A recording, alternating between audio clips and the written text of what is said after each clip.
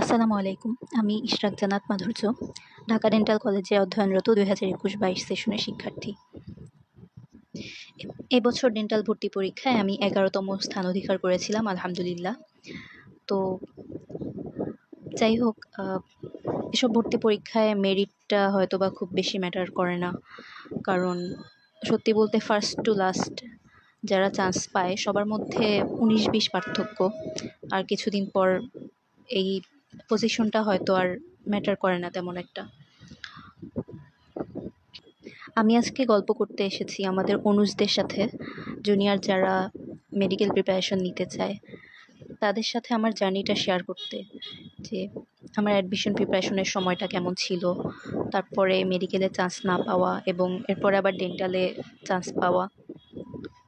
এই জার্নিটার গল্প হালকাভাবে শেয়ার করব আজকে। আমার কলেজ ছিল শহীদ আনোয়ার গার্লস কলেজ, আর স্কুল মণিপুর উচ্চ বিদ্যালয়। তো মেডিকেল ভর্তি ইচ্ছু শিক্ষার্থী জুনিয়র যারা আছে তাদের একটা কমন জিজ্ঞাসা থাকে যে কলেজ লাইফে কিভাবে পড়াশোনা করব, বা এই সময়ে অ্যাডমিশনের প্রিপারেশন নিব কিনা। তো আমার ক্ষেত্রে আমি কলেজ লাইফে এইচএসসিকে ফোকাস করি আসলে পড়াশোনা। তবে আমার যেহেতু আগে থেকে ইচ্ছা ছিল মেডিকেলে পড়ার, তাই বায়োলজিটা আমি খুব ভালো করে পড়তাম, আর কেমিস্ট্রিটাও বেসিক থেকে বোঝার চেষ্টা পড়তাম।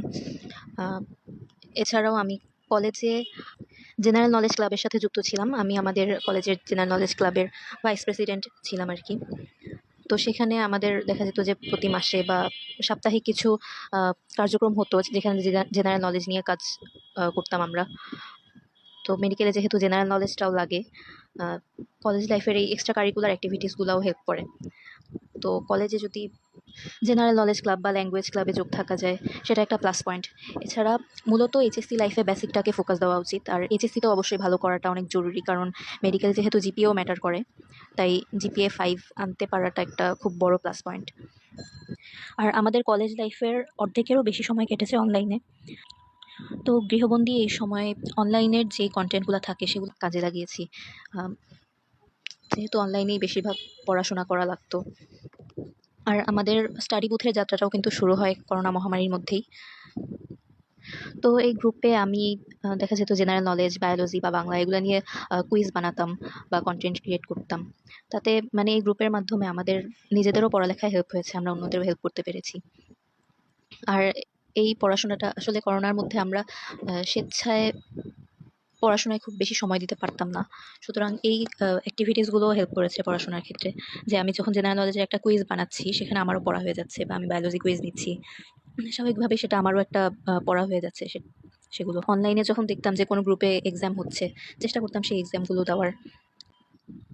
আর এইচএসসির কয়েক মাস আগে থেকে টেস্ট পেপার সলভ করা বা নিজের যেসব জায়গায় ল্যাকিংস আছে সেগুলো পূরণ করা, এগুলো করতে করতেই তারপরে এইচএসসিটা হয়ে যায়। তো এরপরে আসি এইচএসসির পরের জার্নিটায়, যেটা মূলত আমাদের অ্যাডমিশন প্রিপারেশনের টাইম। তো আমি শুরু থেকে মেডিকেলের প্রিপারেশন নিই। তো আমি কি শুধুই মেডিকেলের প্রিপারেশন নিয়েছি কিনা? হ্যাঁ, আমি শুধুই মেডিকেলের প্রিপারেশনই আসলে নিয়েছিলাম, যদিও একটা ব্যাকআপ রাখা উচিত। আমি অনলাইনে একটা গ্রুপে আর কি ভার্সিটি কোর্সে অ্যাড ছিলাম, যেটার মূল উদ্দেশ্য ছিল যে আমার ম্যাথটা ব্যাকআপ হিসেবে রাখা, ভার্সিটি ম্যাথটা। তো যাই হোক, যদিও অফলাইনে মেডিকেলের কোচিং করার কারণে অনলাইনের কোর্সে খুব একটা সময় দিতে পারিনি। তো এখন আসা যাক, আমি কিভাবে পড়তাম, আমার রুটিন কি ছিল, কি কি ধরনের বাধা বিপত্তি ছিল, আমি ডিপ্রেসড হয়েছি কিনা।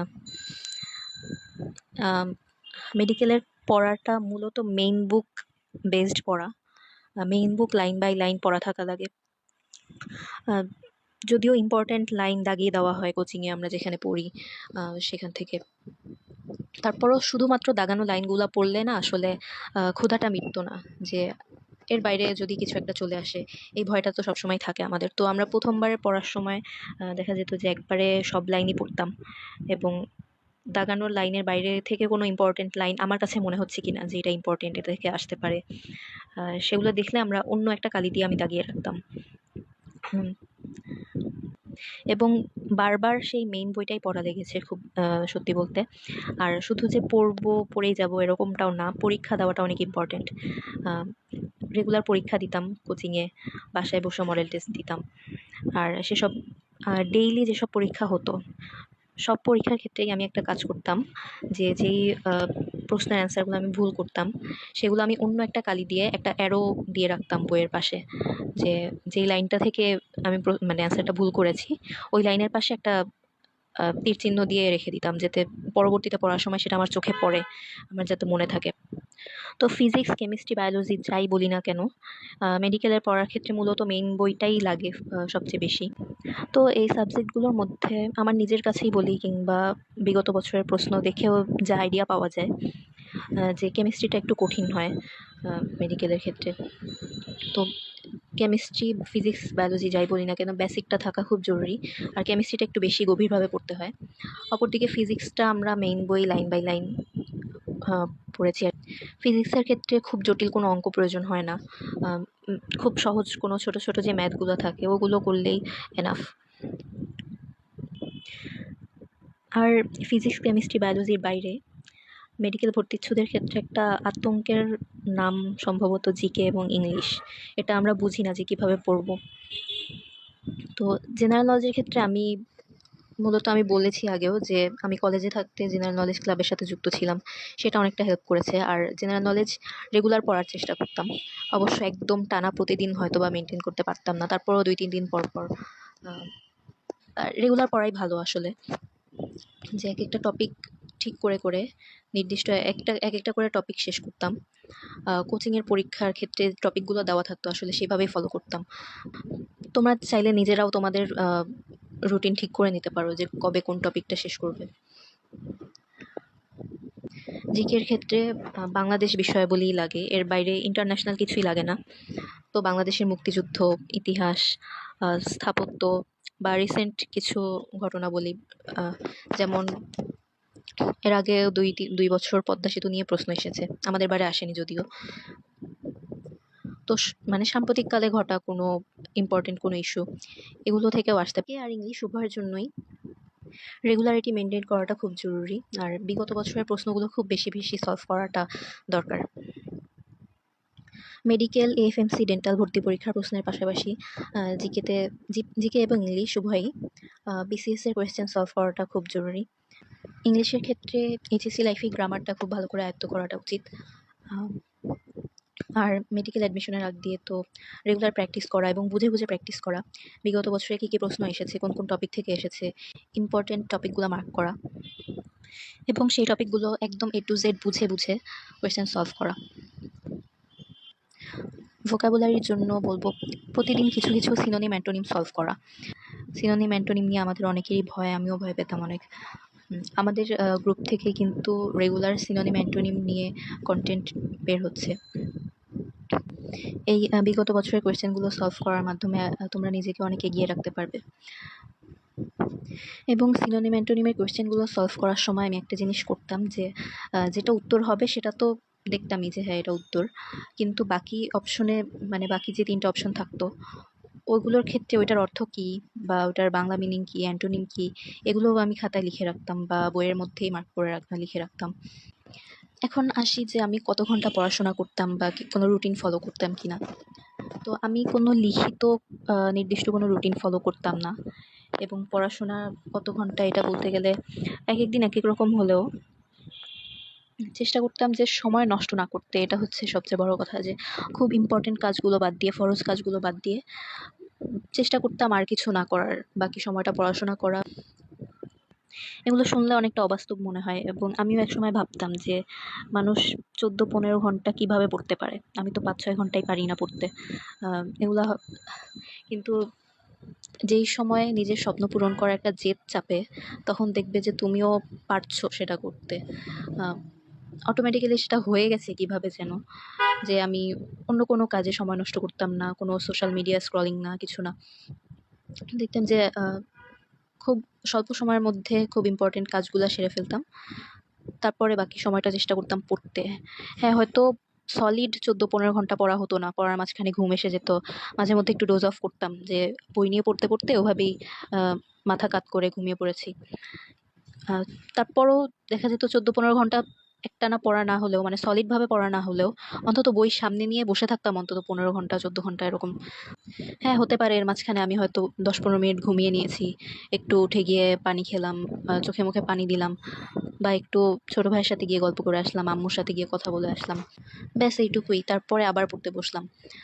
তবে পড়তে গিয়ে ঘুমটা একেবারে বিসর্জন দেওয়াটা উচিত না। আমি মোটামুটি 5-6 ঘন্টা, কোনো দিন বেশি ঘুম আসলে দেখা যেত যে 7 ঘন্টাও ঘুমাতাম। কারণ আমি যদি এর চেয়ে কম ঘুমাতাম তাহলে আমি পড়ার মাঝখানে মানে অনেক ঘুমিয়ে পড়তাম বা এক মনোযোগ আসতো না। সুতরাং একটানা রাতের বেলার ঘুমটা জরুরি। এরপর আরেকটা প্রশ্ন আসতে পারে যে আমি একেবারে অসামাজিক হয়ে গিয়েছিলাম কিনা, যে আমি একদম সোশ্যাল মিডিয়া থেকে বা পুরো দুনিয়া থেকে বিচ্ছিন্ন ছিলাম কিনা। তো বলা যায় যে অনেকটাই বিচ্ছিন্ন ছিলাম, একেবারে আনসোশ্যাল হয়ে গিয়েছিলাম যে তা না। আমার খুব সীমিত কয়েকজন মানুষের সাথে খালি যোগাযোগ ছিল। ফেসবুক, মেসেঞ্জার এগুলো কিছু মোবাইলে ছিল না। আমি শুধু টেলিগ্রামে অ্যাড ছিলাম তখন। টেলিগ্রামে আমাদের যে কোচিংয়ে পড়তাম সেখানকার গ্রুপ ছিল, এবং সেখানেও অফিসিয়াল গ্রুপ ছাড়া যে স্টুডেন্টদেরকে নিয়ে যে গ্রুপ, সেটাও আমি ফলো করতাম না। আমার মনে হয় এই সময় খুব বড় কোনো ফ্রেন্ড সার্কেলের সাথে অ্যাড থাকাটা খুব বেশি হেল্পফুল হবে না। আমি খুব ছোট একটা ফ্রেন্ড সার্কেলের সাথে যুক্ত ছিলাম, 2-3 জন ফ্রেন্ড মিলে একটা গ্রুপ। তো সেখানে আমরা একজন একজনকে হেল্প করতাম, যে কারো কোনো বুঝতে অসুবিধা হলে সেটা বুঝিয়ে দিতাম, কোনো কিছু সলভ করতে না পারলে সলভ করে দিতাম। এইটুকুই আর কি। আমার মনে হয় খুব অল্প কিছু ফ্রেন্ডের সাথে যুক্ত থাকা যেতে পারে, এবং তারা যেন পজিটিভ হয়, তারা যেন ডিটারমাইন্ড হয়। এবং আমার ফ্রেন্ডরা ওই টাইমে আমাকে অনেক হেল্প করেছে, তারা আমাকে অনেক সাহসও জুগিয়েছে। আর এই সময় মেন্টাল হেলথ ভালো রাখাটা খুবই খুবই বেশি জরুরি। আর সোশ্যাল মিডিয়া থেকে দূরে থাকাটা এই মেন্টাল হেলথ ঠিক রাখতেও অনেক সাহায্য করে, যেটা আমি উপলব্ধি করেছি নিজে। আর আমার মনে হয় এমনিও সবাই এই অ্যাডমিশন টাইমটাতে কিছুটা সেন্সিটিভ থাকে, একটা ভয় কাজ করে সবসময়, একটা হতাশাও চলে আসে। আমরা যেরকম আমাদের সময়ে শর্ট সিলেবাস, ফুল সিলেবাস এটা নিয়ে একটা বড় সড়ো ঝড় গিয়েছিল আমাদের উপর দিয়ে, যে আমরা শর্ট সিলেবাস পড়লাম এতদিন, হঠাৎ করে বললো যে ফুল সিলেবাসে পরীক্ষা হবে। তো ওই সময় আমি অনেক ভেঙে পড়েছিলাম। আহ, মানে আমি জানতামও না যে কিভাবে ঘুরে দাঁড়ানো লাগবে। কিন্তু সামহাও কিছু মানুষ, কিছু মোটিভেশন এবং নিজের ইচ্ছা আমাকে ঘুরে দাঁড়াতে সাহায্য করেছে। এই সময় স্পিরিচুয়ালিটিটা অনেক বেশি হেল্প করে। আমি মানে অনেক প্রে করতাম, আল্লাহর কাছে চাইতাম যে একটা ভালো কিছু যেন হয়, এবং আল্লাহর উপর বিশ্বাস রাখাটা ইটস আ মাস্ট। যে আমি আমার মতো চেষ্টা করব, আমার যতদূর সম্ভব আমি চেষ্টা করব, এরপরে বাকিটা আল্লাহর হাতে। উনি আমাকে যা দিবেন তাই নিয়ে সেটাই আমার জন্য বেস্ট হবে। এই বিশ্বাস থাকলে একটা কনফিডেন্স পাওয়া যায়। আমরা যারা মেডিকেল প্রিপারেশন নেই তাদের মূলত 3টা টার্গেট থাকে: মেডিকেল, এরপরে এএফএমসি, এরপরে ডেন্টাল। তো আমি এটা ধরে রাখতাম যে আমি আমার মতো চেষ্টা করি, এই 3টার একটা না একটাতে তো হবেই। তো তারপরও সবার কাছে বুলস আইটা হলো মেডিকেল। তো দেখা যায় যে এটা না হলে আমরা অনেকেই ভেঙে পড়ি অনেক, এরপর আর পড়াশোনা করতে ইচ্ছা করে না, আর পরীক্ষা দিতে ইচ্ছা করে না। তো মেডিকেলে চান্স না পাওয়ার পর আমার হাতে যে কয়েক সপ্তাহ টাইম ছিল, ওই সময়টা আমার জন্য কেমন গেছে। তো আমাদের 1 এপ্রিল মেডিকেলে পরীক্ষা হয়, এবং 5 এপ্রিল আমাদের রেজাল্ট দেয় মেডিকেলের। আবার এরপরে 8 এপ্রিল আমাদের এএফএম। তো 5 এপ্রিল যেদিন রেজাল্ট দিল এবং আমি দেখলাম যে আমার হয়নি, তো স্বাভাবিকভাবেই অনেক ভেঙে তো পড়েছিলাম অবশ্যই। তারপরও নিজেকে শক্ত রাখতে পেরেছিলাম আমার ফ্যামিলির সাপোর্টের কারণে। আমার বাবা মা আমাকে বলতো যে হ্যাঁ, আল্লাহ যা করেন ভালোর জন্যই করেন, তোমার সামনে তো আরো পরীক্ষা আছে, সেগুলো নিশ্চয়ই ভালো কিছু একটা হবে। তো আমিও নিজে এগুলা ভেবে ভেবেই নিজেকে একটু শক্ত রেখেছিলাম, যে না, সামনে আরো পরীক্ষা আছে, সেগুলোর জন্য তো আমাকে পড়তে হবে, কান্না করার তো সময় নেই আমার। আর ওই সময়টা রমজান মাস ছিল, তো রোজার মধ্যে এমনিতেই আমাদের পড়াশোনাটা একটু স্লো ডাউন হয়ে যায়, স্পিডটা। তো তারপরও চেষ্টা করতাম যতটুকু সম্ভব পড়তে। দিনের বেলা 2-3 ঘন্টাও যদি পারতাম ওইটুকু সময় পড়তাম, আর রাতে সাহারির আগ পর্যন্ত সারা রাত পড়তাম দেখা যেত। যদিও এএফএমসি মানে মেডিকেলের রেজাল্ট দেওয়ার পরে 3 দিন সময় ছিল এএফএমসির জন্য, তো ওই 3 দিন আমি আসলে তেমন কিছু একটা পড়তে পারিনি, সত্যি কথা। তো এএফএমসির পরে 2 সপ্তাহ সময় ছিল ডেন্টাল এক্সামের জন্য। ওই 2 সপ্তাহ আমি একটু আরেকটু এফোর্ট দিয়ে পড়েছি। যদিও ওই সময় নতুন করে পড়ার কিছু ছিল না। আহ, আগে যেসব জায়গায় দুর্বলতা ছিল বলে আমি মনে করেছি সেসব জায়গায় একটু ঝালাই করে নিয়েছি আর কি। আর বেশি বেশি করে প্র্যাকটিস করেছি, মডেল টেস্ট দিয়েছি নিজে নিজে। মেডিকেল এক্সামে আমার চোখে আমার প্রস্তুতিতে খুব বেশি ঘাটতি ছিল না। হয়তো আমার স্ট্র্যাটেজিতে একটু ঘাটতি ছিল বা আমার লাক ফেভার করেনি। যাই হোক, মানে যা হওয়ার হয়ে গেছে, এটা মেনে নিয়েই আর কি পরের পড়াশোনাগুলো করেছি। আর রোজার মধ্যে দেখা যেত, বললাম তো যে আমি রাতের বেলায় বেশি পড়াশোনা করতাম ওই সময়। তারপরেও আবার সাহরির আধা ঘন্টা আগে আমি পড়াশোনা বন্ধ করে দিয়ে প্রায় আধা ঘন্টা সময় নিয়ে আমি কিছু ইবাদত করতাম। আমি দোয়া করতাম, অনেক আল্লাহর কাছে চাইতাম যে সামনে যে পরীক্ষাগুলো আছে এগুলো যেন ভালো কিছু একটা হয়। তো এএফএমসি পরীক্ষাটা কিন্তু আমি জিরো এক্সপেকটেশন নিয়ে দিয়েছিলাম, যে আমি ধরে রেখেছিলাম যে হবে না, পসিবল না। তো হয়তোবা মাথার উপর চাপ কম থাকার কারণেই, মানে এক্সপেকটেশন কম থাকার কারণেই জানি না, পরীক্ষাটা মোটামুটি ভালোই হলো। তো পরে আমার এএফএমসিতে চান্স হয়নি, সরকারিটায় চান্স হয়নি, কিন্তু এএমসিতে চান্স হয়েছিল কুমিল্লায়। তো এফএমসি রেজাল্ট আবার একটু দেরি করে দেয়, 17 এপ্রিল সম্ভবত এফএমসি রেজাল্টটা দেয়। তো ওই দিন যখন দেখলাম যে কুমিল্লায় চান্স পেয়েছি, তো তখন আমার কনফিডেন্সটা একটু বাড়ে, উম, যে এখানে হয়তো বা মানে 500-র মতো সিট। তো আমি এতদিন ভাবছিলাম যে ডেন্টাল পরীক্ষা তখন সামনে। তো আমার মাঝে মধ্যে মনে হতো যে মেডিকেলে 4,000-এর বেশি সিট, ওখানে আমি চান্স পেলাম না, আর ডেন্টালে তো মাত্র 500, 550 সিট, আমি এখানে কিভাবে চান্স পাবো। কিন্তু এফএমসি রেজাল্টটা দেওয়ার পরে আমি মানে কনফিডেন্সটা একটু ফিরে পাই। তারপরেও চেষ্টা করেছিলাম ডেন্টাল পরীক্ষার আগেও এক্সপেকটেশনটা কম রাখতে। ভাবতাম যে আমার তো এখন আর হারানোর কিছু নেই, তো রিল্যাক্সভাবে পরীক্ষা দেওয়ার চেষ্টা করেছিলাম। যদিও তারপরও রিল্যাক্স থাকা যায় না আসলে পুরোপুরি, কারণ আমি আমি যা প্রিপারেশন নিয়েছি সেটা দিয়ে ডেন্টাল অবধি আমার মানে শেষ আশা ছিল। এবং মজার মজার ব্যাপার হচ্ছে, আমি যতই রিল্যাক্স থাকার চেষ্টা করি না কেন, ডেন্টাল এক্সামের আগের রাতে আমার এক ফোঁটাও ঘুম হয়নি। তো যাই হোক, সেভাবেই সকালবেলা 2 রাকাত নফল নামাজ পড়ে বের হলাম। ডেন্টাল এক্সামে সিট পড়েছিল হচ্ছে তেজগাঁও কলেজে, ঢাকার। আমি মেডিকেল এক্সামটাও সেম কলেজেই পড়েছিল। তো তারপরেও মেডিকেল এক্সামের দিন যে একটা অন্যরকম চাপ অনুভব করছিলাম, সেটা হয়তো ওই দিন ছিল না আমার। মানে আমি চেষ্টা করছিলাম ভাবতে যে পরীক্ষা ভালো হবে, মানে আমি একদম মনে প্রাণে বিশ্বাস করে নিয়েছি যে না, পরীক্ষা ভালো হতেই হবে, এরকম একটা ব্যাপার। তারপর পরীক্ষা দেওয়ার পরও বুঝলাম যে পরীক্ষা ভালোই হয়েছে আসলে। চান্স পাওয়ার মতো করেই পরীক্ষাটা দিয়েছি। হয়তোবা ঢাকার মধ্যে কোনো এক জায়গায় হয়ে যাবে। যে ঢাকায় যে ৩টা ঢাকা ডেন্টাল কলেজ সহ যে আরো ২ টো ডেন্টাল ইউনিট আছে, এগুলোর মধ্যে হয়তোবা আমার হয়ে যাবে, এরকম একটা বিশ্বাস ছিল পরীক্ষা দেওয়ার পরে। কিন্তু সবচেয়ে বেশি অবাক হলাম রেজাল্ট দেওয়ার দিন, যে আমার নাম্বার পেয়েছি হলো ৯০ এবং ১১তম হয়েছি।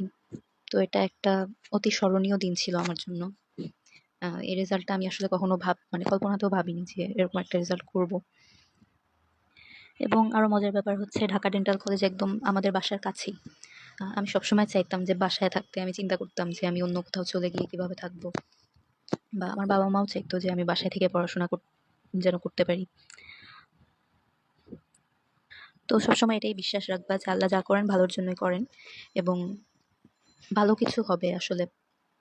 মানুষের লাইফে তো সময় বদলায়, ভালো সময় খারাপ সময় পর্যায়ক্রমে আসে যায়।